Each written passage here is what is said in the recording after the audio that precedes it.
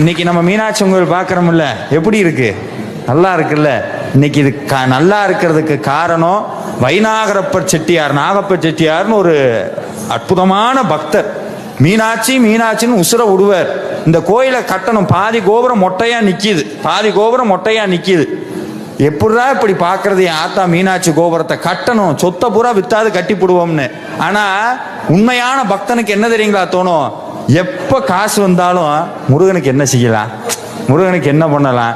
எங்க வேல்மாறல் அறக்கட்டளை இல்லைன்னா போட்டி போட்டுட்டு கடைக்கு போறது. எதுக்கு தெரியுங்களா?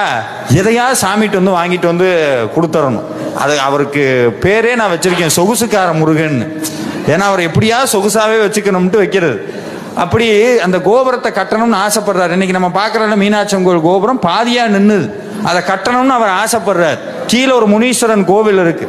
எல்லாம் கொத்தனாரெல்லாம் கூப்பிட்டு சொல்றாங்க, கோபுரத்தில் ஏறி ஆரம்பிக்கணும். ஐயோ, முனீஸ்வரன் கோபுரத்தில் ஏறினா 3ஆவது நாள் செத்து போயிடுவோம் அப்படின்னு யாரும் ஏற மாட்டாங்க. செட்டியார் பார்த்தார், அப்படியா சரி செங்கலை கொடு, மீனாட்சியை வேண்டுனா. ஆத்தா மீனாட்சி காவது போகட்டும், நான் போறேன்னா எடுத்துக்கன்னு மீனாட்சியை கும்பிட்டார். முனீஸ்வரன் சொன்னார், மேலே ஏறினார், செங்கலை வச்சு விட்டார்.